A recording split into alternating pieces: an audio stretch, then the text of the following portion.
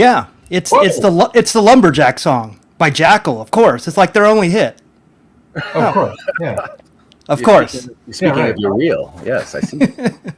Hello and welcome to Season 2, Episode 4 of Carvers and Creators, a weekly demonstration and discussion with pumpkin carvers, sculptors, and multi-talented artists. We please ask that you please consider giving us a like and a follow on the platform you're watching us on. And please let us know in the comments where you're watching from and if you have any questions for our carvers and our special guest. My name is Michael Mondragon. I'll be running the show, moderating comments, and chiming in from time to time. Let's meet the carvers. First, he's an artist and sculptor from Boston, Massachusetts, on location tonight in Maine. He's a 2019 champion of Food Network's Outrageous Pumpkins. Please welcome Paul Dever. Welcome. Welcome, sir. Happy Thursday, everybody. It's good to be here. I need to chime in some applause here. We need to get the crowd hyped. Next, he's a multimedia sculpture artist from Tucson, Arizona, and a finalist on Halloween Wars 2019 on the Food Network. Matt Harper, welcome. Yeah. God bless. Hi, Maddie. Hey there, guys. Happy Thursday. Happy Thursday. Our guest today is a wood carving instructor, primarily focusing on carving their realistic face. He has helped thousands of students to learn this unique skill. He also runs a podcast available on Spotify and live streams regularly on his YouTube channel. Please welcome the prolific and talented Alec LaCasse. Welcome. Yeah. Hopefully I said your name correctly. It's pretty close. I feel like I wish there would have been more like I wish I had more awards in my to my name so I could. I don't know, my intro. I need to work on the competition stuff. How do you pronounce your name? Oh, Alec LaCasse. Alec. Did I say Alex? Yeah, you're good. I was trying so hard not to do that. All right, let's roll two here, guys. Let's start over. All right, let's roll it back. Way to go, Mickey. I have a wood carving sharpening tool made of wood, and my uncle, I think he was drinking, but he came to an art show and he carved Alex in the back. Oh. Perfect. I'm in good company of screwing up. Well, thank you for joining us, Alec. Hey, yes. Glad to be here. Yeah, we're very happy to have you here. This is a part of the show where we go over last week's carves. Matt, no? I like Matt, it. you're shaking your head. Matt, this was outstanding. I'll be brief because this was one I carved with a couple of masters kind of watching, and I thought it was going to be a really fun thing. So it was a pretty decent sized yam, but man, the more I carved into it, the worse it got, and it was like this. So what you see there is the best I could salvage, but I even threw in some potato teeth. But at this point, let's move on to Paul. I like it, man. I like it. I do too. The forms are cool. I love the eye. It's great. And you did a mask. It's not easy to do. It's like you can walk through these things. I like it. Great job. All right. Thank you, guys. And the subject was hysterical quarantine. So This was Paul's offering. Right. Amazing. I love it because the tongue looks like, if you're familiar with sushi, it looks like uni, sea urchin. Yeah. That's awesome. Yeah. Yeah. Crazy. Very, very good. He needed to get out. He's been cool. Yeah, he ate his mask, I think. Yeah, right. Where did you guys get this picture of me? It's in the archive. Yeah, it's on your Instagram. Okay. So let me introduce you to the fourth member of Carvers and Creators. It is the hollow wheel, the center spinner. And Paul, even though he's on location, brings the center spinner with him. So let's solo him real quick. Wow, awesome! Here we go. I can't really. It's not the same camera setup, folks. All right, so we have the wheel, right? So everybody knows. Some people know the wheel. Alec even knows the wheel, right, bud? Right. So we have got our first spin will be our subject that we have to carve. The outside spin is the emotion that we have to portray. So we have devil, royal, other guy, Q, which should probably come off the board, which was quarantine from last week. Zombie, aquatic, punk rock, guest choice, from outer space, and priming. Second spin will be charismatic, repulsive, sulking, hysterical, suspicious, irritated, drunk, grizzled, perplexed, and euphoric. Mhm. Those are the choices. Yeah. So what are we gonna do, Paul? Should we just, if we get Q, we'll respin? And this, No, we'll put Alec on the spot, and he'll Oh, have I to. like that. Yeah, you know what I mean. All right. We'll put the guest on the spot. Okay, you ready? What's a good one for you to replace like one of that where it was quarantine last week? What would you say would be a great quote unquote character that you want to have throw your hat in the ring for to carve? Me?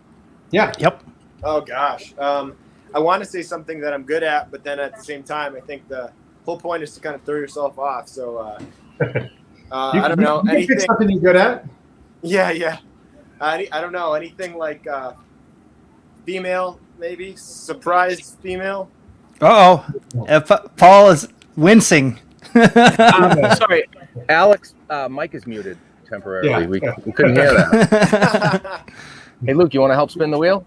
Yeah. All right, my son Luke's going to help spin the wheel. He's been All dying. right. So Say we're hello. gonna put female down then, Paul. Sure. I'm Well- famous now because I'm on the YouTube channel. Yeah. Okay. Okay. So if it lands Let's on that talky one, talky. if it lands on that one, it's female. Well, if it lands on that one, that'll be female. All right, Okay. give it a spin, kiddo.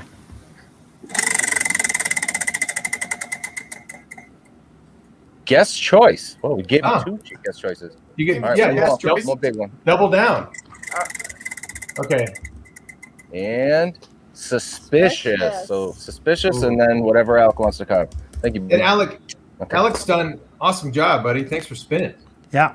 Nicely done. Alec's done tremendous. Man, I'm thinking of all the things you've done. Like you did, Like Einstein. tribal. Yeah, tribal ones. You've done anything. Dude, whatever you say, we'll take your lead. Oh man. I don't know. What the heck do you guys want to do? I see. This is where being codependent doesn't help. Like you don't want to do something everyone else doesn't want to do. It's like picking a restaurant at the last minute. Come on. What are you Yeah, gonna dude. do? Yeah. You know What do you think? What are you in the mood for? You know Think outside the box, like fireman, Mickey. Hey, Mickey. stuntman, Mickey. Okay. We Mickey, can, man. gorilla. Mickey. animals. Are not good. Why don't we just do like freaking? What if we do like no, that doesn't work. I'm coming up with ideas that I don't want to carve. Yeah. Welcome to my world. Let's do a. Let's just do the. Do you guys hate carving women? Because I do. They're hard. Yeah. Why should we do a suspicious woman? We could do it. I feel like that fits. All right. Okay. Hey, It's if it's you're what not we're doing. uncomfortable, it's not worth doing. Right. Yeah, I agree. I don't know how to carve a suspicious woman, so I feel like I should be saying that. Right. It'll be our I think first we have- for all of us. Yeah. I think we Yeah. have our choice. Suspicious. What do you All right, do with Mickey. suspicious? Lock us in on suspicious women, Mickey. And it is so. Wow. It is. So Yikes. That's a good one. Tough one. That is a tough one.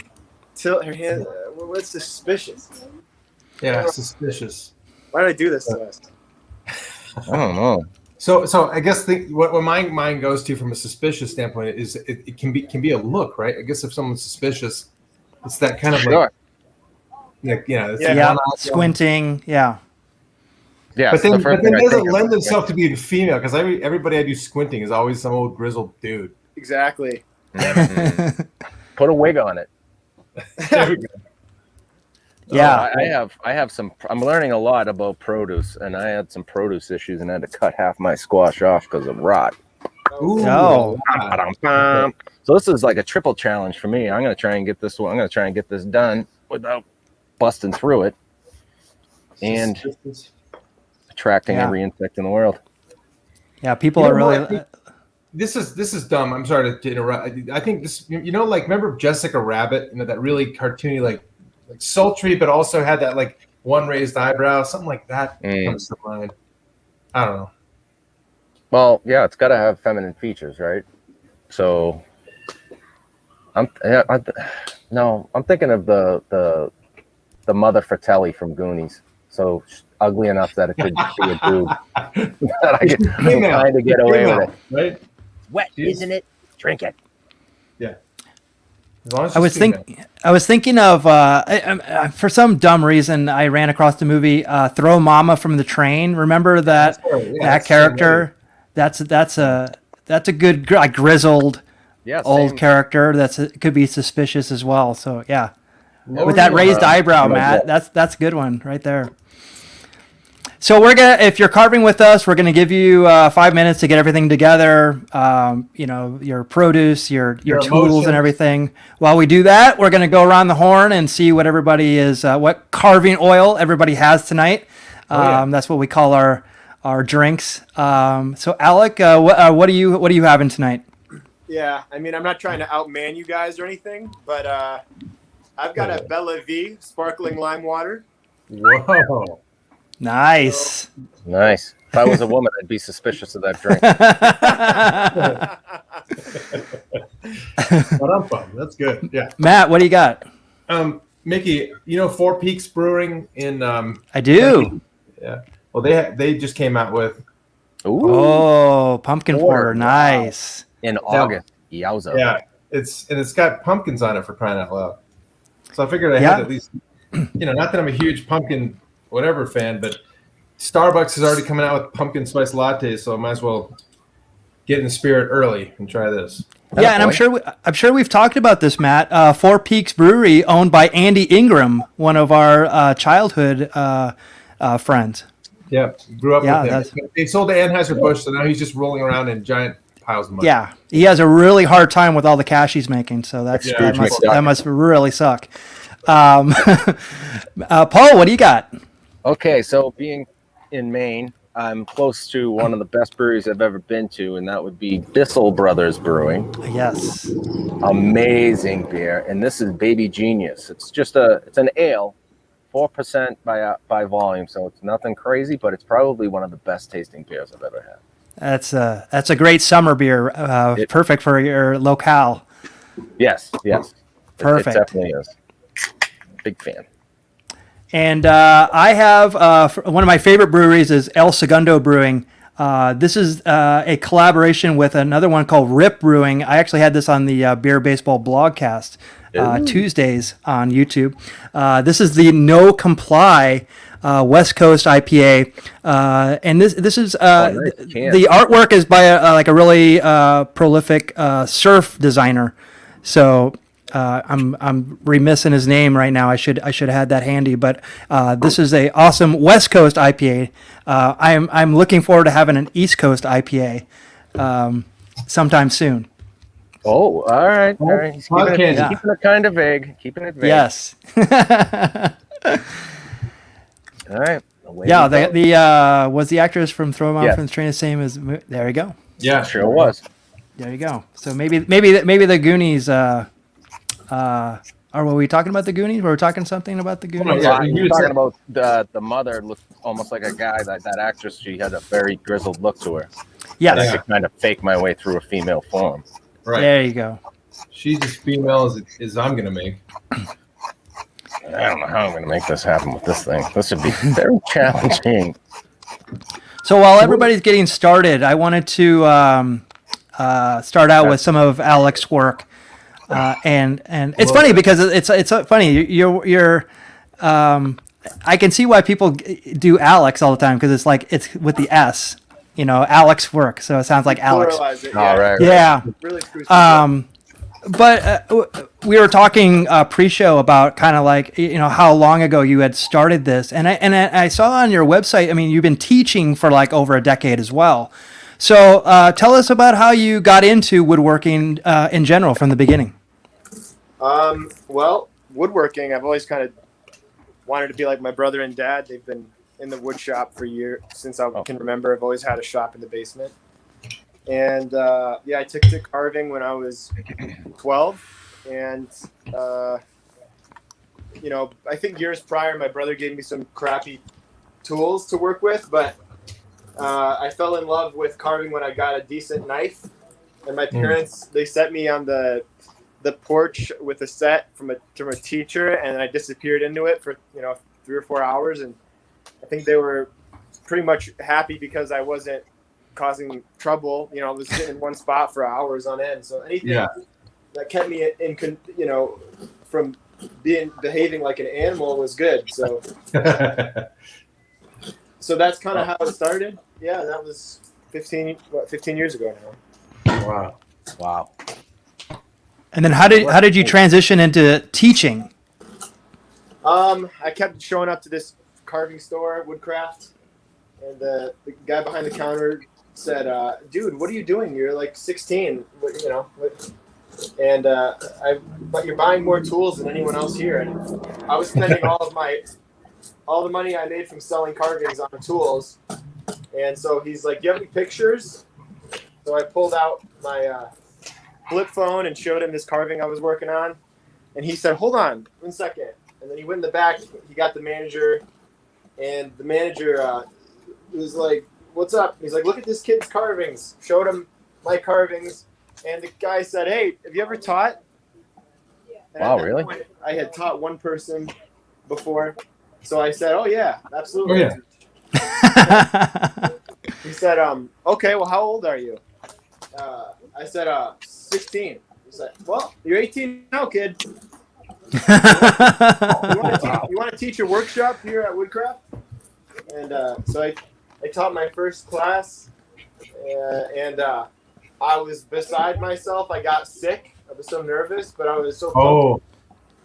I loved it. I absolutely I love the process of teaching. So Wow. That's incredible. So wait, help me understand that part, because so you fell in love with that process, but what do you like more? I mean, because kind of going through it step by step and showing somebody, and then also creating and getting lost in it, that's two different things, because it's you're having to talk and stop and pause and look over somebody else's shoulder and get out of your element. What did you like more about teaching? yeah, well, I mean, I think being the youngest child, you're always kind of annoying, and you always want attention. And you'll do anything good or bad to get attention. So ultimately, I think this from the start was kind of a ploy to get attention. So anytime carving gave me the opportunity to go in front of people and talk or do anything public, I loved that. So I think that's why I like teaching, is because the attention is directed on me, and I'm one of these attention hogs, I think, probably. Got it. Okay. Very cool. Very cool. Yeah. I can't believe you've been teaching that. I mean, it's 16. And now you were teaching adults? Yeah, I was teaching adults, and they thought I was in college, which made me feel really good, and I didn't correct them because I was afraid that they wouldn't want to learn from me anymore. I could see that. Yeah, that would be it's intimidating. Yeah. I do remember one of the ladies in my class, her carving at the end of the 3.5-hour lesson looked exactly like a teddy bear, and I just thought that was so funny. It was awful. The worst carving I've ever seen. Oh man, I hope she's not watching. Probably not. Yeah, and the one thing I noticed, and you post pictures of your classes and stuff like that. So it's the fundamentals of wood carving school, and the one thing I know. By the way, I wanted to make a quick mention of how amazing that your shirt is in this. Success by 1,000 tiny cuts. That is tremendous. So I wanted to give a quick shout out on that. But the one thing that I did notice about your classes, and I resemble this remark, is it's an older crowd. But I think that's fascinating because, as I go back to this, obviously a young guy teaching older people this really great art. My father was actually super into wood carving. He was actually he did metal sculpting. On a lathe and everything. So he was super into that. So he was super fascinated by wood carving. But I don't think that it was kind of like at a time when like learning wasn't as accessible as it is now. Right. So you would have to physically go to a class. You can't learn online and stuff like that. Yep. But I'm very intrigued here. I mean, this is a picture from a while back, but like the level of talent here is like incredible. And so, but they're learning from like a younger person. It's really, I guess you would think that they would be intimidated. Is that something that you know, I'm not sure what my question is here, but it's like, is there intimidation when they first get in and that they can't do it, or? Well, like when I first started teaching, I was young, and so they would show up and then they'd be like, hey, where's your dad? Who's teaching this class? You know, like, Yeah. So I think if anything, I was intimidated by them. And, Interesting. and so eventually, you know, I try to scare them now, but I'm just not scary enough. So I don't think there's anything I can do to scare anyone. I'm not that scary, but I mean, like I have a lazy eye, so I can kind of make it go real crazy, and sometimes that scares people. But otherwise, I'm not that scary. So Alec, wait, real quick, Mickey, go back to that last one. Yeah. The level of skill, I think it's evident when it comes from a teaching perspective. If all of these guys came in knowing a little bit and they left with these. You're left with these. It's a big testament to your ability to teach, because this is stunning. Each one of those are just man, they were really good. I get lucky. A lot of these guys like that take my classes, or they're like retired people whose hobby is to take classes, and they take like I don't know 5-6 classes a year, and a lot of times they're at the table talking after class or during lunch, and they're like, "Oh man, are you taking Casey's class? Oh yeah, I'm going there." And then afterwards, they're doing something down south, and you hear about that event, Sauterville, and they're just going on and on. There's a community of like people that carve and take lessons, and they're pretty skilled. That's great. So Yeah. I have good experience. Yeah, and I do want to make mention that the man in the middle is not using that tool correctly. Oh dang! Nolan, I'll get on. Hey, write him up. Yeah. He gets a demerit for sure. I'll shoot him a text. Yeah, so I mean these are great, and actually it's really interesting to see kind of like the setup of how people would do something like this. Just the kind of the easel. Yeah, it seems like a makeshift easel, or are these manufactured to be like this? Or these are. This is really funny that you have these pictures. This was a long time ago. I taught this class, and I wish I remembered the guy's name on the right, but he was my favorite. You guys would love this guy. He's an old farmer from Iowa, and all he does now is make beer. He's obsessed with it. Nice. And, right up my alley. Oh, he's such a cool. He's so funny. I mean, he contests with everything I say in a way that just somehow makes you laugh instead of makes you upset with him. It's like, but no, those fixtures were something they had actually provided. But it's a similar concept. I use these fixture boards. They're basically, I don't know, at a 20 or 30 degree angle against the wall that I'm carving on. It's a 2x6 mounted against a couple of stacked. 1 2x4 and then 3 2x4s below it, and that keeps it at an angle. It's just like an easel. And then I clamp the carving to this. I screw it to this fixture board, and then I use these spring clamps to clamp it to the 2x8 or 2x6. Mickey, will you zoom in? I'd love to see that kind of Yeah. Thank you. Oh, there we go. Yeah, there we go. So it stays because a lot of times. Yeah, there we go. Okay. Yeah. I see. Okay. Yeah, so that's the fixture I'm using. But go ahead. And the wood is connected to that 2x4 behind it. Is that what I'm seeing? Or no? Yeah. So this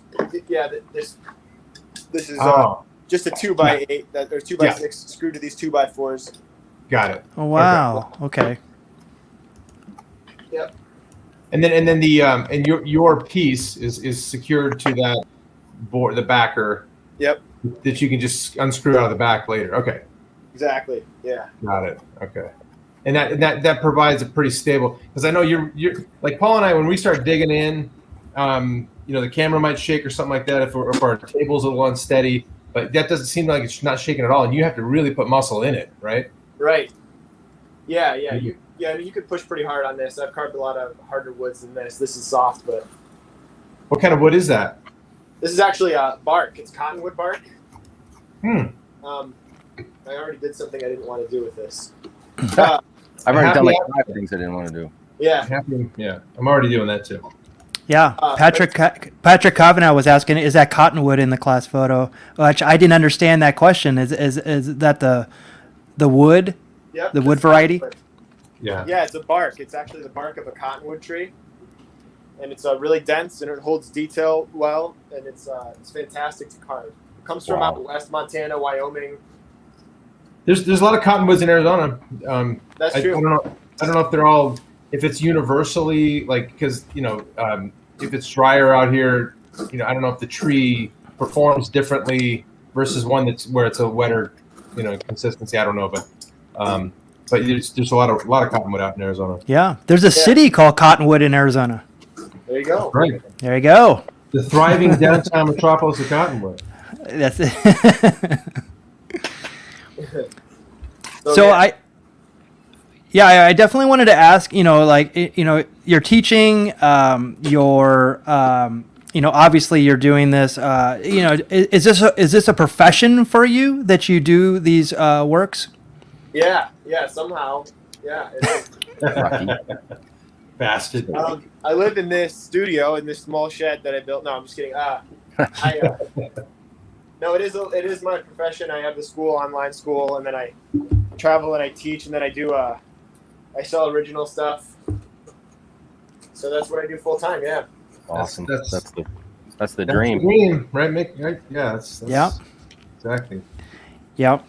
Yeah, we're trying to jump Matt and Paul into creating full time, and so it's hard. I mean, did you start this? I mean, have you done any other job but except for this coming up? I mean, I worked as with a guy who made hurdy-gurdies, which those are those instruments. It's like I don't really know how to Right. There's always a monkey next to the guy, and he's cranking That's right. the thing. Oh wow. Okay. I think Donovan sung "Hurdy-Gurdy Man." There you go. Yeah. There we go. All right. There you go. Now it's all coming together. From left field. Wow. I just have this dumb trivia in my head. Sorry. I love it. So I did that, and I put letters together for a instrument company for a week. I only held these jobs for a week apiece, so I'm unemployable. Yeah, when you give yourself no safety net, it makes it a little easier to stick with what you really love to do, I imagine. Yeah, and I don't have a family, so I'm still working it all out for myself. Oh, There we go. that gives you a lot more time. It gives you about an extra 5 minutes. Yeah, a few. So I'm very lucky. I'm very blessed. I've had a very supportive upbringing. My parents somehow let me do this. I don't know how, but You mentioned your dad and brother were woodworkers. Did they carve, or was it like cabinetry, or what was their forte? well, they're just hobbied in it. They're mechanics, both of them, and they. But my dad is an absolutely mind-blowing, woodworker. He builds guitars. I wish I had it, but he built an awesome guitar that he gave me for Christmas last year. Oh my And gosh. yeah, he's an incredible furniture builder, but he does it all for fun. Wow, just for fun. Yeah, he kind of makes me nuts, honestly. I mean, he's never done it professionally? Right, it's like he does things better than me, but he doesn't make money at it somehow. So it's like That's insane. I love that. well, he doesn't sell. He just doesn't. He refuses to sell. He refuses to. He just does it for fun. I love it. Wow. That's incredible right in itself. Well, that's like me and But you also go ahead, Matt. Go ahead, Paul. I'll say it's just like me and Matt. We don't make any money doing this. No. One day. Have you guys ever gone with the strategy? Sorry, I'm ADD. Have you ever gone with the strategy of just like pretending that you're really slow because you don't like the piece, and just be like, "Oh, I'll finish it another time, guys." Because I'm thinking of doing that. Yeah. I'm in the middle of doing Already, dude. We're 10 minutes in, and you're already. Oh, I'm in the process of doing. I'm just trying not to break through it. Right? I'm just trying to somewhat find, and this lighting's awful too. But yeah, I'm not rushing it. I think I can find it, but it's going to take a little while. Well, here, Mickey, I'll show you. I'll show you what I'm trying to start with. Sure, go for it. Mine right now. It's just a twisted form, but I figured this one came out with a lot of the ones we like to pick, Paul and I, are these like ones that are really like more like this, like really flat, more like because you can get a lot of really good cool stuff out of it. I don't know why I picked this stupid ass one. It's really big on the bottom, but I figured it could mean hair because, of course, I don't have hair. Right. Women do. Women have hair, so this That's is going to a be good hair. point. But and then now it's just a matter of arranging her face to be in a. Yeah. It's all blocked out right now, but to be like, like really suspicious, right? So and I already really realized that she's got my forehead. It starts. I don't know how I'm going to even finish it. So I'm gonna have to add hair. I'll just like mash this on there, and there you go. Now it's just it'll work out. He's so angry. Yeah. What can you do? That's awesome. Yeah, let me. I'm gonna go, Paul. Yeah. Oh my gosh, like this is so awesome. Just seeing, you can see it coming through. Even in Alex, I can see, what he was doing. You guys don't give yourself enough credit. Even though Alec, he's carving in wood. We can still see. No, yeah, I can see the form coming through. I mean, that's the beauty of this. Well, that's good. Yeah, I'm pretty much done. So I appreciate. Yeah. Well, we have an hour, so let's just chit chat. You're gonna wrap it up. No, I'm just playing. I gotta follow through here. Of course. There's all these stages. Paul and I, when we came up with the wheel, it's all about just this uncomfort, right, and discomfort, Right. and powering through it, and every single sculpt, with the exception of the last one, which I hated from start to finish. Stop it. You love it, hate it, and you find, oh, there it is. One thing that Paul and I have been really happy to be able to get the chance to do is to finish it later, because we talked about this before, but we get a new set of eyes on it. The next time you leave, you come back, and then you're like, oh, well, that was my problem, or that, and that part I absolutely love, and I look forward to walking away from it. Where before, Paul and I would have one kind of 3/4 complete, and we'd be knocking it out and finishing it by the end of the show. Now this is more like I think we're doing better work because we get a chance to stop and then come back. Right. Yeah, I agree. totally. You need a fresh set of eyes. That makes a lot of sense. Yeah. 100% agree with it. Although while you were saying that, I was doing this skeptically, but I was just trying to think through what a skeptical suspicious woman. I'm sorry. We had no judgment on our part. This is our references, right? Our own damn faces at this point. Huh? Yeah. Yeah. Boy, I am not making a pretty woman. I have 3 daughters and a wife and no pretty women in my life, but I don't know how to make. Jesus. I can only make really ugly ones. Oh my gosh. Yeah. Oh no, that's terrible. I hope they don't listen to this. No, I only make I make pretty ones like Matt's got a gorgeous family. Biologically, I make good ones, but not. Oh, with I my got hand. you. No, sorry. Thank you. No, I'm blessed. Their DNA comes after their beautiful mother. My carving lacks in the ability to recreate beauty, I guess. You just got to channel your mom's genes. That's There you it. go. That's it. There you go. So I wanted to show some of looking See, at that's a woman. this. That's a woman. That's what. There you go. So here's some reference for you. But Thank you, Mickey. I'll just keep that. yes, and I think this is so beautiful, and the amount of depth that this has and complexity, and we've talked about this with other people that have been on the show.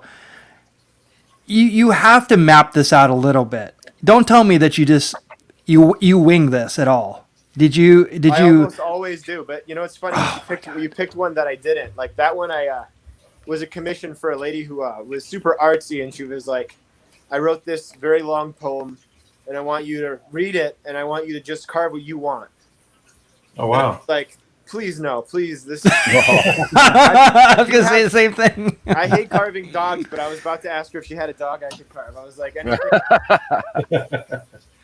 Whatever you want, but it ended up being kind of a fun project. So Okay. Well, Mickey, I don't know if you saw it on his Instagram, but I think it's on your Instagram where it's time lapse, where you do a full beautiful time lapse with that one, Yeah. And it's fascinating to watch because he does when we carve pumpkins, it's kind of we'll draw on it with a carving tool and kind of follow that line, and where you will draw on it with a pencil and kind of follow that, and then so you're kind of erasing it by carving it and then redrawing and erasing and redrawing and erasing via carving. But it's fascinating to watch. So anybody who's watching now, make sure you go watch that time lapse. It's just fascinating. Yeah.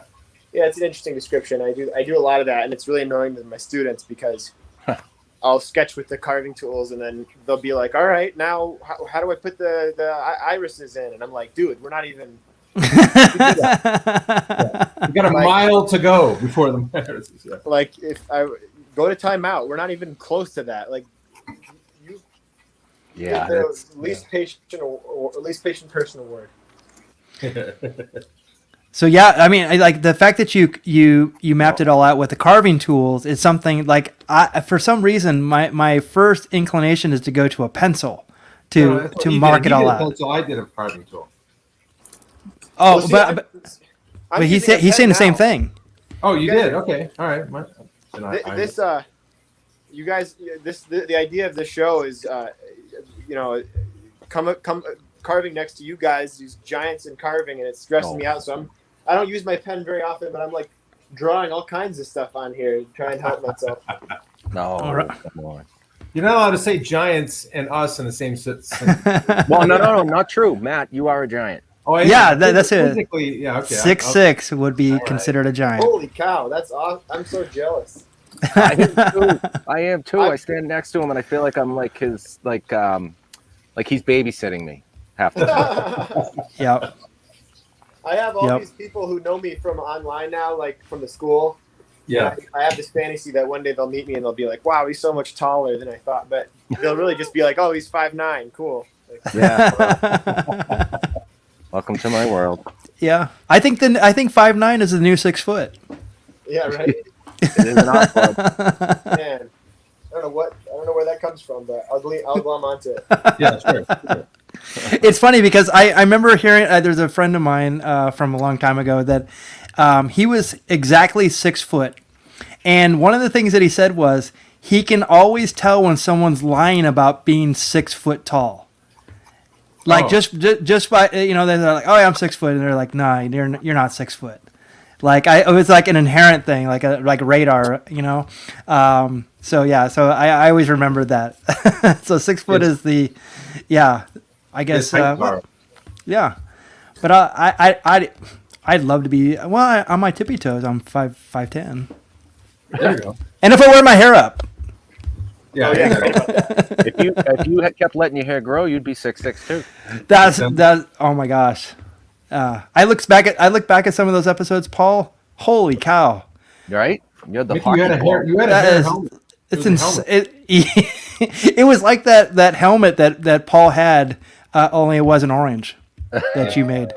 It wasn't that. The golf helmet. Yes, the 3-putt. That was amazing.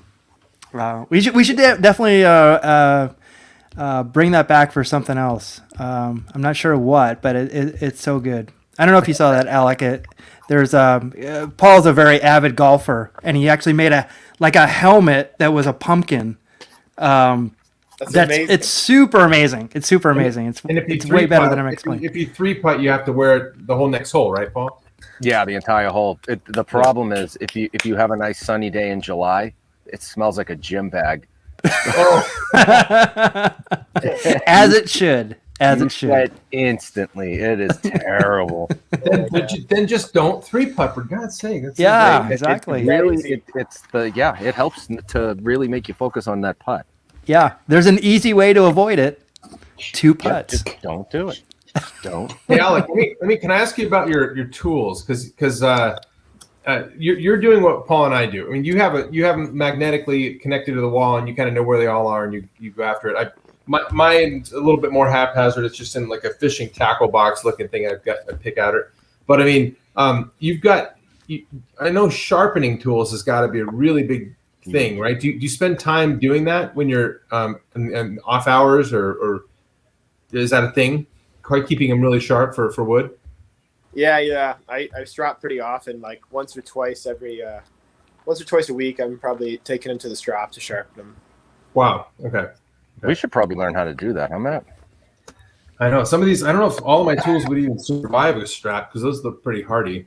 I've got some, but then again, yeah, I've come across using a dull knife and paid for it. You know, you certainly chunk a big piece out, and you're like, you know, if I had just had a sharp knife. You guys use sharp tools as well? I'm so ignorant. Obviously, they got to be pretty dang sharp. Yeah, I mean, we'll use some knives and stuff, but a lot of times we're using like clay carving tools. So it's like loop tools in a lot of ways. Let's see if I can show you what. Like Kemper tools. Exactly. All Kemper, yeah, American Exactly. Kemper tools. They seem to be the strongest and best. That's what we usually use. Yeah, that's cool. Yeah. But then you take a Dremel to them. Then we break. Yeah, we do. We rake them so you can have a little bit, you know, more. You know, kind of a uniform pull. It's opposed to just yanking out a big. So pumpkin's such a weird medium. They break relatively easy. So on a regular tool, let's see if I can show. So this is a one I use a lot of. So it's a good angle, but it's a really heavy duty metal and it's sharpened on both sides. There it is. And then, but then on the other side of it, we'll use these tools that are like a modified cut, like a saw blade. Okay. So if you can see the teeth on it. Yeah, interesting. Yeah, and what that raking helps you do, it knocks down all the it helps you get kind of more smoother spots on it, and then you can use the other side of it to smooth it out after the fact. But it's yeah, we rake a lot of our tools. Well, Yeah, I gotta get back to raking tools. The one I'm using now doesn't have rakes on it, and it's driving me nuts. Like a pirate with a steering wheel hanging from his belt. But wow, that comes together fast, huh? I'm just trying to think of what my girlfriend looks like whenever I make a joke, and that's what I'm trying to carve. Right. That dry, witty humor.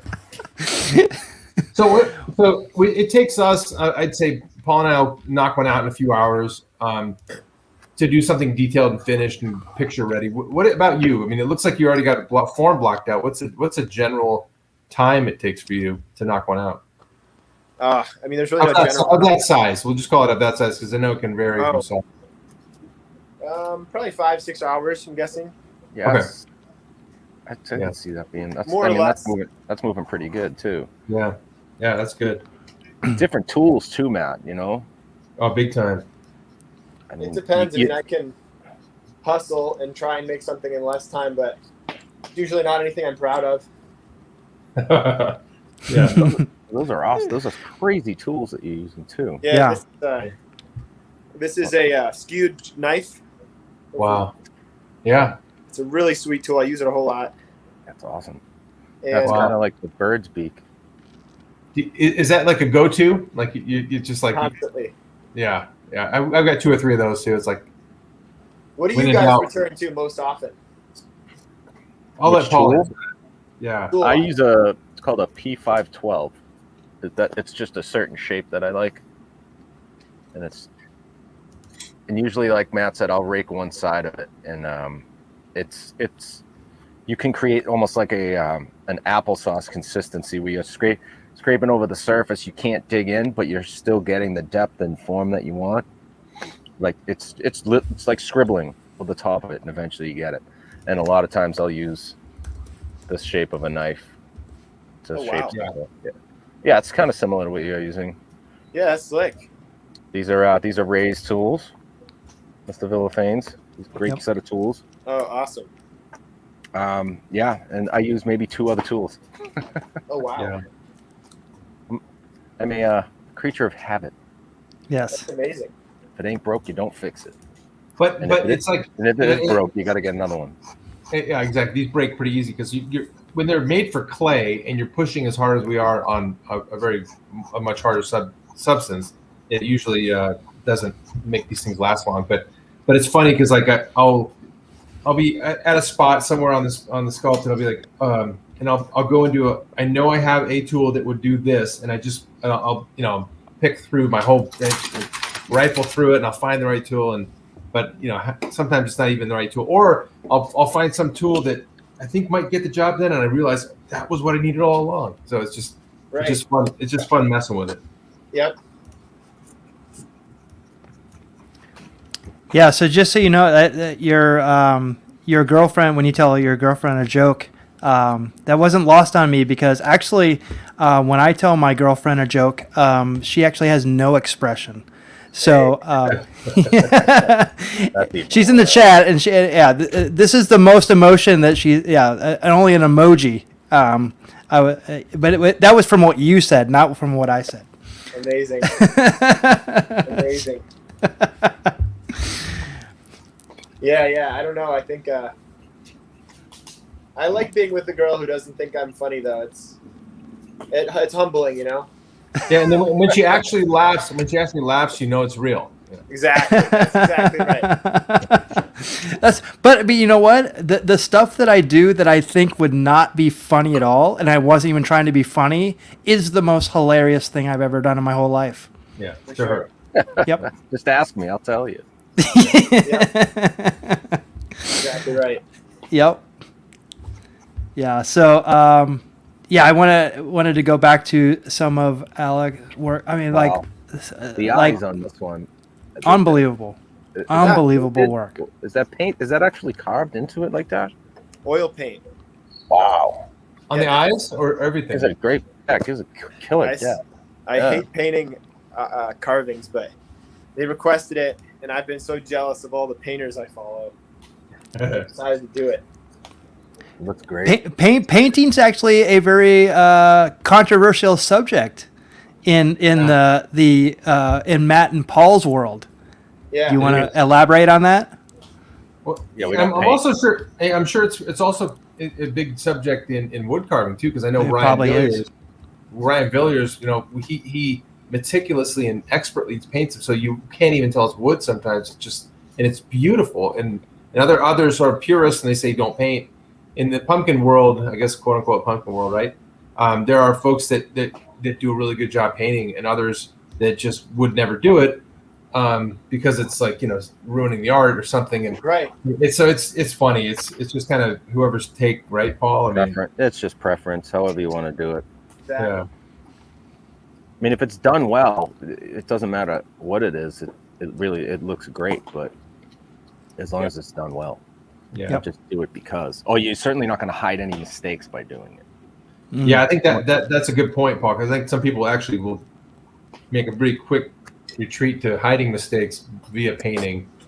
And they can make a nice thick black line as opposed to carve a perfect one, you know. Right. But yeah. Like covering up a tattoo. Right. Yeah, I think I got all like elitist about it for a while too. Like, and then eventually, I still don't paint very much, but eventually I'm kind of like, hey, this is art, wherever floats your boat.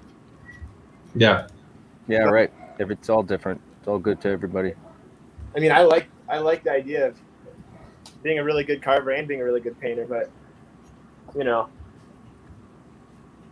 I don't know. You want your cake and eat it. Yeah. So I don't think I don't have the skills of painting, but I definitely want to practice it more. I think it's cool. Yeah. Yeah, and the guys who do it really, really well in wood especially just nail it, and it's like just awe-inspiring because it almost takes it's a permanent sculpture, but like in the case of Ryan Villiers, he did a John Candy that you do double take. He did a full size, I'm actually bigger than life John Candy, and it looked like it was him. It was like just blew me away. But all painted up. So yeah, he's a freak of nature. Yeah. He is. You might want to check back in with him because remember that client that he said that he did that for, like hadn't paid him, or it was he sent out a thing saying it finally went out. Okay. Yeah. There you That's go. Good. Okay, good. Yeah. Maybe I'll get my. I might move my camera for you guys. Get a little closer. Sure. Okay. I don't know why I'm doing that, as though that's. It's more artsy. There you go. No, I won't turn this. I won't do that. But let me see if I can turn the mic around. So how often do you do classes, Alec? Yeah. All right. No, I can't do it. I'm not technically inclined enough. I'll just put it here. I teach classes, probably like twice a month. Okay. They're workshops though, so they're usually, quite a few people in them, 10 or, a minimum of 10, but usually somewhere around 15 or 20 people. It just depends on the workshop, I guess. Okay. Yeah. Now, I know some of that stuff is probably ideally in person. Are you being able to do any of those things live, or a lot of that stuff being virtualized at this point? Yeah, a lot of it's virtual. Okay. Most of it is. Oh, okay. Yeah. How does that change the dynamic, or has it? People are better at carving now, I think. Are they more focused? I'm not doing half of it for them, It's like people have to do it themselves, and they actually learn a lot more when they're just learning. That's funny. They're forced to, yeah. Yeah. Who else just said that? We just had somebody on the show that said almost the same exact thing, which was it's better now because I don't just go, let me see, I'll show you how to do it. Yeah. Right. It's definitely a thing, guys. I mean, I've noticed that it's huge in the carving world that most of the instructors do half of the carving for the students. And not most of them, but a lot of them do. None of my friends do because they're good teachers, but it's definitely a thing. And yeah, when you're online, there's no choice. They have to do it on their own. Yeah. They're completely self-reliant. Yeah. Well, I know for myself, like if, for instance, if I were to take one of your classes, one thing that I would actually appreciate if you showed me how you do it, because I'm a visual learner. Right. So the fact that I didn't do it by myself, actually seeing you do it, how you hold the tool, how you actually go about it, would actually help me. But yeah, ultimately I need to do it myself, right? But yeah, that's maybe that's why. And then if I were to teach a class in doing this, I would probably do the same thing. Like, here, let me show you how to do it. Yeah. I just think it's really interesting that that the kind of, before COVID, or before all this nonsense, there was kind of it was, you never would think you're going to go and have a carving class online and get anything out of it. It's just, but now that's the preferred method. It is pretty interesting. Yeah, it's weird, isn't it? This whole thing is, it's been terrible, but at the same time, it's forced people to innovate, and a lot of the innovation has been good. Yep. Well, we've said it before on many of these episodes that artists, I feel, it's been a very easy pivot. We're like, okay, I'll just do it this way. Right. It's like it's something, and something that's come out of this. I won't even assume that actually. You do a Spotify podcast on this, which is all audio. Am I correct on that? Yeah. I mean, I do post it on YouTube most of the time, but yeah, it's. Wow. So a wood carving Spotify podcast, not visual. That you're talking about this. How did that come about? Oh, honestly, I don't even remember. I wish I just started I just started it, and I just wanted to copy my friends who I was jealous of starting podcasts, and it was just so much fun that I keep doing it now, even though it's utterly unmonetizable at the size that mine is right now. It's I don't care. I'll keep doing it, and it's fascinating for me. I literally do a victory lap every time I record a podcast. I'm always, I mean, almost every time, but I just have so much fun with it. It's that's awesome. How do I do it? I don't know. I guess we talk about techniques. We try not to get too highfalutin and artsy.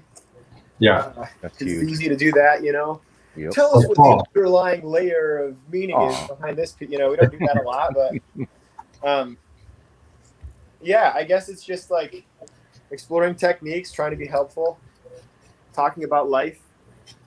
Cool. That's it. That's it. What's the mystery?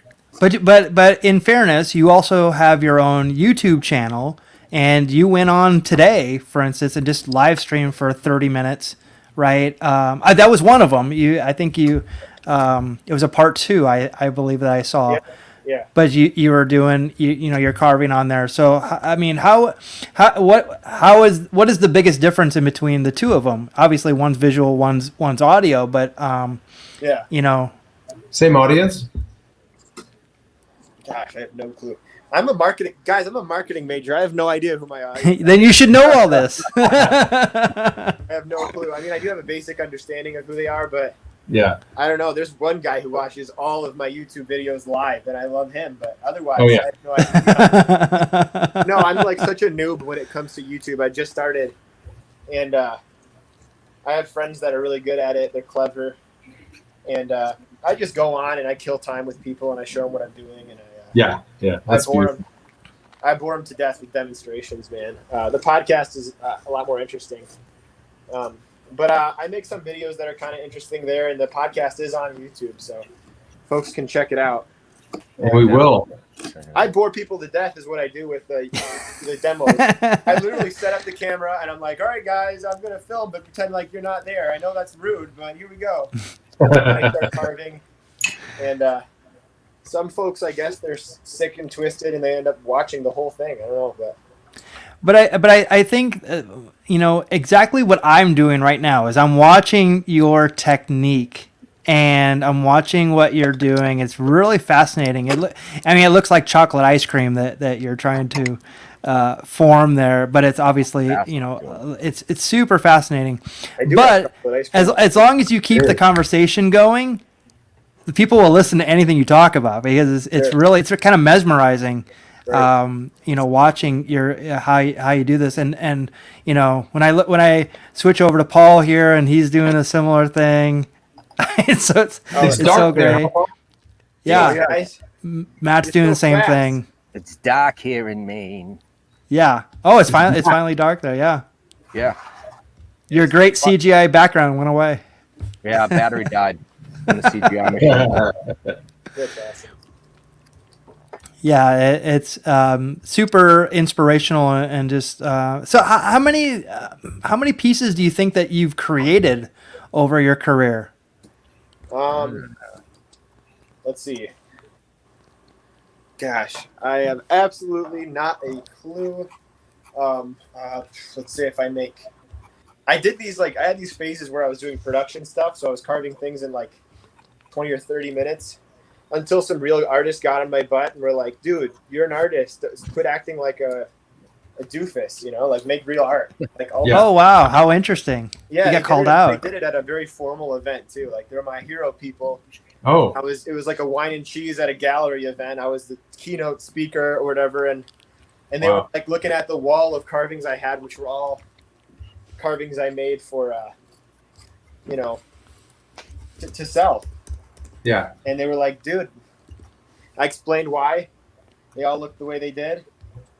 And they dug into me, man. They were like, you're an artist. Use these, sales as an opportunity to make art that rocks, and challenge yourself. Yeah. How interesting. Wow. That's awesome. That, they wanted you to be a chef and not a short order cook. Yep. How long ago was that? It was yesterday. No, it was. Yeah. Oh God, it wasn't that long. I wish it was longer ago. It was 3 or 4 years ago. Okay. But I still have I'm still getting over that production thing. Yeah. Yeah. Making art fast that's really saleable. It's now I just want to make stuff that I like and that my friends like and my customers like. And I can make something in 20 minutes that will sell probably. Sure. And that'll make more money. And I still probably do that occasionally, but actually I don't. I don't do that at all ever anymore. But yeah, we'll edit that out. Don't worry. The old you. Yeah. Whatever sounds best. I don't do whatever's bad. Yeah. Right. Only the right thing all the time. Yeah. I haven't sold a 20-minute carving in probably 3 years.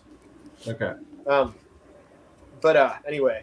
So from a purist standpoint, because I know you take pride in working a lot in only hand tools. Is that part of we talked about the painting of them and stuff like that? Is that part of that you just feel more connected to it versus doing Yeah. something with a Dremel or whatever else? Well, I don't want to like reveal my medical history unnecessarily, but I did it because dust constantly every day was affecting my my health, my respiratory system, and then I got COVID, and that made it worse. So I was kind of like, because my lungs were already compromised, I was one of the lucky few that has, you know, and I say that completely sarcastically, of course, no disrespect to people who have had COVID,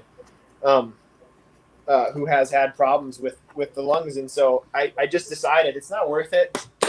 And there are a lot of like people that are like me that don't use power tools. Yeah. But it's because maybe they spent a decade or 10 or 30 or 40 year, you know, a large amount of time working in construction or working with power tools, and they're just sick of the noise. The volume. Interesting. Sorry, the noise and the dust, I mean. And so, yeah, I sit on, I have two reasons. Main reason is for health. I don't like to produce that much dust in here. Yeah. And two, I really do think it's so much more relaxing. My heart rate when I'm carving, I put a what is it? An oximeter, whatever tells you your blood oxygen. I think it gave me my heart rate readout. It's way lower when I'm like carving than when I'm like reading a book or like. Oh my god! Unless I'm doing that on this freaking live stream, but right now I bet my heart rate's like 1,000 or something. 89. Yeah, that's close to 1,000. It is. Yeah. I'm no mathematician, but. There was a question from Laurette. Do any women take your carving classes? Oh my gosh. I'm always so excited that when women come to my class that I'm like, the men have to drag me away from them. Like, they're always like two women, and they're like, you know, they're older. They're usually in their 70s or 80s. And I'm just like, I fall in love with these old ladies who want to learn how to carve because it's mostly male dominated. Yeah. Mm-hmm. So it's like, I've had one guy was like, dude, I drove here from Indiana. It was like 8 hours, and you've spent like half the class with these two women in the corner over there. I'm not having fun. So I learned a lot from my mistakes. I don't do that anymore. I use a timer. Oh, neat. Okay. But I struggle with it because there are just not enough women in the world of carving. And yeah, I actually do get, in most of my classes, I have at least a woman or two now. And that's fun. That's awesome. Yeah. Good question. That's great. Yeah, definitely. And you know, actually with the carving part of it, like everybody kind of gives us a lot of kudos because we're kind of forwarding this, you know, the carving, you know, that people didn't really know about a long time ago, and we're really happy that we're like, wow, this is amazing. Like I wasn't aware of this until Matt, you know, kind of introduced me to it, and then obviously introduced me to Paul. The pumpkin stuff, yeah. The pumpkin stuff, yeah, and Nikki, there's a ton of, actually, I'm thankful there's a ton of really talented females in pumpkin carving. Oh, that's cool. I mean, and you see them like they're like when you see like Food Network shows and stuff like that. Paul and I have been on in I'd say it's about half and half now, or you know, wow. I don't know, maybe I'm exaggerating a little bit, but there's a ton. We've interviewed a bunch of really talented female carvers, and you know, everything else from cake to sculpting to, you know, inside and outside of pumpkins. But it's really cool to see that. Really cool. Yep, that is cool.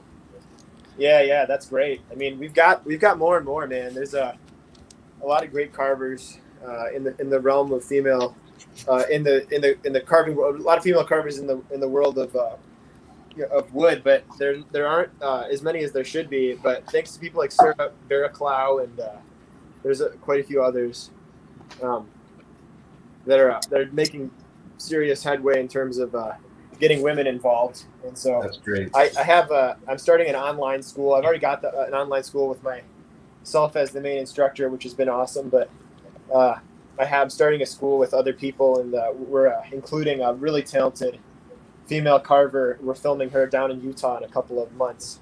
How cool. Sarah Baraclow, and she's got great sense about form and colors, and she's one of those who paints, but she does such an amazing job. That's Nice. so cool. Nice. So on that same subject, so I'm a huge baseball fan. Okay, so yeah, you would never know from everything that I do. So yeah, I'm a super baseball nerd. So, but like a guy like Babe Ruth is a guy that you've probably heard of, right? Nope. Nope, never heard of him. Yeah, he's he's pretty popular. Actually played in Boston. The Candy. So he was Is that what we're sold to the talking about? Yankees. The candy. Yes, Yeah, the candy baby. Exactly. It's all the same. And so Babe Ruth, like a modern player, Mike Trout, Shohei Ohtani, who is in woodworking and wood carving. Who is the Babe Ruth, and who is a new and up and coming star in woodworking that you follow? Gosh, I absolutely adore that question, man. Yeah, that's good. You're good at this. Dave, I try. He really is good. He's great. He's seriously, Mickey. that's like my favorite question I've ever been asked. Oh, sweet. In wood carving. I don't know why. I love that. But I think it's because I think half of the fun of being in a community is kind of like looking at the guys who are the best at it and going man, one day I hope to be like that. It's like having heroes is such a huge part. It's gigantic. Yeah. Same with us in pumpkins. Oh, we lost your audio. There you are. You're back. You're back. You're Hey, back. there he is. There they are. Go ahead. Were you saying something? No. You. So anyway, yeah, the dudes that were kind of my heroes growing up were these people on YouTube who weren't necessarily like the biggest names in carving, but they're just people I idolize. So I idolized Ron Adamson, who is a fantastic wood carver, does a lot of cottonwood carving, but a lot of hardwood stuff, chainsaw.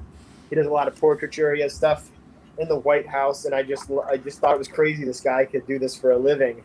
Yeah. And just live on a freaking beautiful river in the middle of northern Montana. I guess that's a contradiction. The middle of northern. Yeah, right. in the Central northern. geographic center of northern. Yeah. Central northern. Yeah, it sounds like a college name. Central northern. Central northern Montana. Yeah, I went there. Of you. The Eagles. Dude, I went there too. Yeah. So that's Ron. He did Standing on the Corner of Winslow, Arizona. Oh, that was him. Oh wow. Oh, no way. He did that. That's him. No one freaking. Here's the saddest part about that. No one knows. I had no idea. Wow, I was gonna say, Matt's in Arizona. You probably don't know this. I grew up in Arizona. I have no knowledge of this. That's amazing. Dude, even the people at the gift shop in Winslow, they tell you it's somebody else. Oh, no way. Wow. Yeah. That's Dude, not cool. Ron's gotten shafted. I mean, I don't know. He's gotten screwed in a number of situations with events and stuff. But he's such a meek BA, amazing carver, nicest guy ever. He looks like a lumberjack. When you meet him in person, I got to meet him, and I was seriously as stupid as it sounds, just he has a certain charisma you want a sculptor to have, this macho awesome energy to him that just feeds into the whole thing of man, this guy is so cool. But he's an incredible sculptor. He makes great videos. He did, at least. He hasn't made videos in a while, but he's one. Ian Norbury is another. He's an English carver. He's one that one of the guys that got me started in carving. He said, "Dude, you're never gonna be carving like Ian Norbury, but you should take this book. It'll inspire you at least, right? Or at least at a very minimum, it'll get you to quit carving because you're sad from not being as good."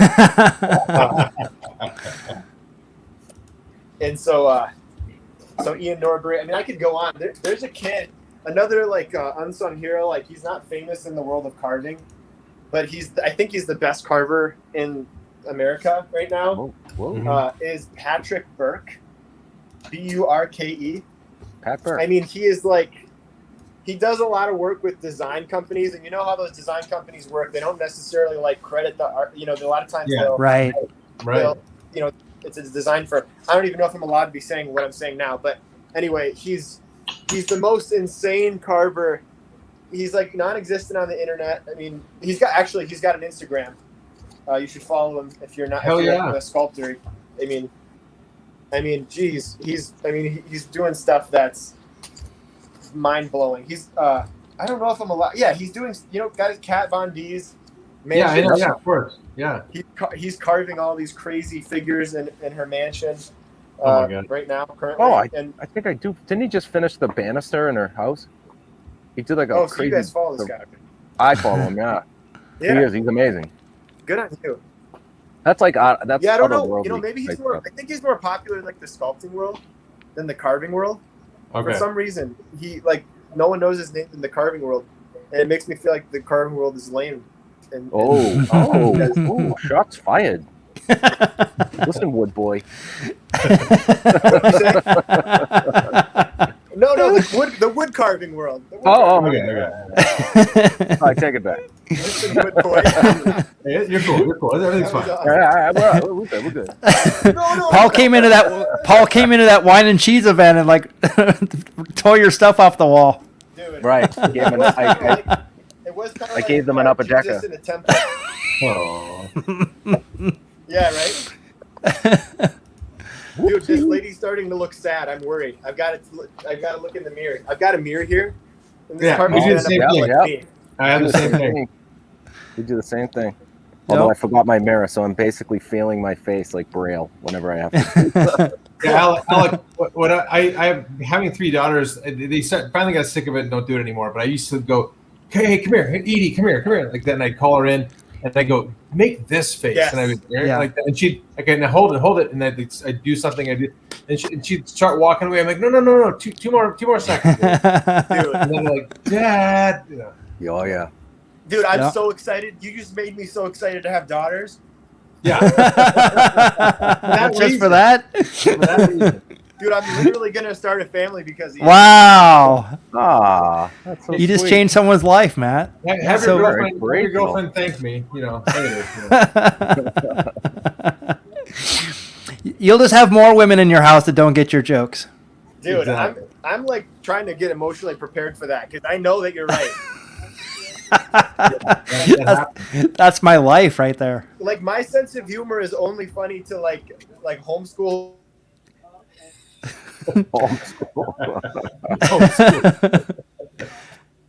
I do. What do women's foreheads look like? They're pretty. They're not all wrinkled like mine. Okay, all right. Hang on. Yeah, they're flatter generally, right? They're flat and they don't. They're Yeah. not quite as angled back like like this way. Yeah. Yeah. They're up and down. Yeah. Okay. I often tell my girlfriend, you don't know how brilliant I am. Oh I'm yeah. sure that goes This over is real highbrow comedy. Or You're, you don't know how lucky you are. yeah. well. Yeah, lucky. That's it. I mean, people pay high dollar to hear these stupid jokes. For real. Yeah. Well, let me share my screen real quick. Let me go through some other stuff before we kind of wrap up here. And like your work is incredible. Unbelievable. Yeah, He looks the vicious. the amount of detail that goes into it. I actually pulled this next picture. It reminded me a lot of Paul's work, where he creates that kind of like that kind of hood almost, like it's pushed back. It's that's so wonderful. Yeah. Thank you. Yeah, Crazy yeah. good. So That good. to a Oh lady. wow. Look at that. The schools in Australia must be loaded because this lady works at a private school, and she bought like like a ton of carvings for her elementary school, kindergarten. I'm sorry. Wow. Wow. Look Yeah. at that. I mean, the level of detail is nuts. Like, it's so crazy. It's awesome. Like, how long would something like this take? That you know what? Honestly, I think I was in a kind of a show preparation thing, so I probably did that I'm gonna say that was one of those 6 or 7 hour ones. Wow. But I was hustling. Like the rough-in was really quick, and then all the detail work is what took the majority of the time. Like getting the. I mean, it might have been more. It might have been 8 hours. I don't know, but. Alec, Nice. I know on a lot of the things you have, they have this beautiful, like, we have a branch in front of us that has the relief in it. And I know you've done other ones that are like the full head and everything else. Do you have a preference for the kind of subtractive into the log, or do you like to do the full head with, hair and like that whole shape? I mean, Bruno Wolpath, another hero, probably one of the best carvers in the world, if not like best in the world. Talking nationally now, he inspired. But don't show his stuff on here because I'm gonna look really bad. No, I'm just kidding. Do it. But no, for real though, he makes me look like, and so many carvers look like such amateurs, but like wood carvers, that is. I gotta qualify now, otherwise I'm afraid. No, we're all the same team here. Yeah. That being said, he does in the round stuff. So when I have free time and I'm carving for fun, it's always in the round. Okay. So the whole thing all the way around. Wow.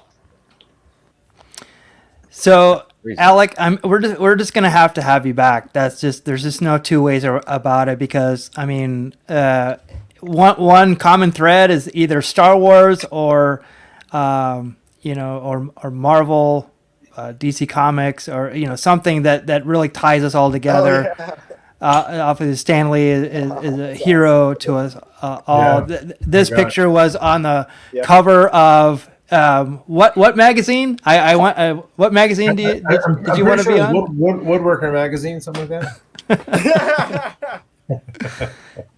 So this one made the cover. Carving Illustrated. Was it Oprah? Oh, was it O magazine? Oprah's magazine? No. Newsweek. Oh, was it? Oh. Newsweek. It was Oxygen. Ah. I didn't take that as a slight because of this. Is that because of LaCroix? I mean, like we haven't even delved into half of like all this incredible work, all your other work here. I mean, like I said, I'm flipping through it really quickly. All your teaching. I mean, like this is absolutely outstanding. This one looks like actually like a hop, literally like hops of the beer and stuff like that. Yeah. I want to talk about how you photograph all this stuff to get all That's the. nuts. Yeah. That one Yeah. right there defies logic to me. Yeah. It's so good. That's like photorealistic. Somebody's gonna slap that guy. He's gonna wake up and realize it's more. And God. scare the bejesus out of whoever it is. Yeah. That was my first. That was my funny story. It was like my first. It was like actually annoying because it was my first chainsaw carving, and I did it in like I don't know, like 3 or 4 hours, and I was so pissed because like I tried it 4 other times and I sucked at it. It was like lucky. Oh my gosh. Okay. It was like such a lucky first chainsaw carve. Wow. Wow. How did you get the eyes so smooth like that? And I did a lot of. I was using 80 grit sand. I was using sandpaper. Okay. I was cheating. Yeah. okay, no, that makes sense because That's not cheating. It's Blows my wood. mind. You know? It's Yeah. wood. Yeah. So Crazy, wow. crazy good. All right. Well, we got to have you back on. Honestly, I think this has been so much fun because Alec, you kind of cut from the same. Oh, to pun intended, cut from the same cloth as we are, whatever, right? Yeah. I love the fact that you've got kind of this.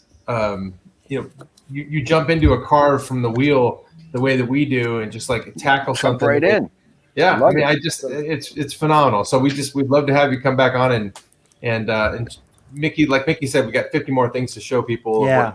So Yeah. this has been really fun, guys. I aside from making a fool of myself trying to carve a face, and you guys have to be. I think I have some hints for you though, as far as keep going forward. You need to be less engaging and fun to talk to, and I'll get more done. we'll try. Alec, we'll try. We'll try to tone it down the next time. 'Cause I don't. We But can Mickey, do that. look at the face he did. I mean, this is guys, It's incredible. An hour and 20 in or so, and look at that. I mean, that's Yeah. just phenomenal. Yeah, people are loving it, watching it. It's good. so good. Let's go around the horn really quickly. Don't even Matt, know, man. Thank you guys. All right, here's my lady. I got to figure her nose out right now, but she's got an eyebrow up, and right now she's gonna have some pretty hair. But I'm miles away. I'm miles away. We can see it. We can see it forming though. It's really nice. Get with it, Paul. What do you got? I'm still blocking. Oh my gosh, yeah. I'm still blocking. There's a lot of work to be done. Block and tackle. I'm missing the bottom, and it's like green. Oh wow, it's falling apart. Yeah, it's falling apart as I'm doing it. I'll get it done though. I'll get it figured out. Yeah, Got a lot of character, man.